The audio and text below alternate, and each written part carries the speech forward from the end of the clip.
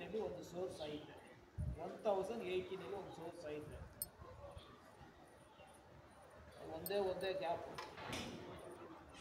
ಬೇರೆ ಗ್ಯಾಪ್ ಇಲ್ಲ. ನನ್ನ ಲೆಕ್ಕ ಪ್ರಕಾರ ಚಿಕ್ಕ ಗ್ಯಾಪ್ ಹೇಳಂಗಿಲ್ಲ.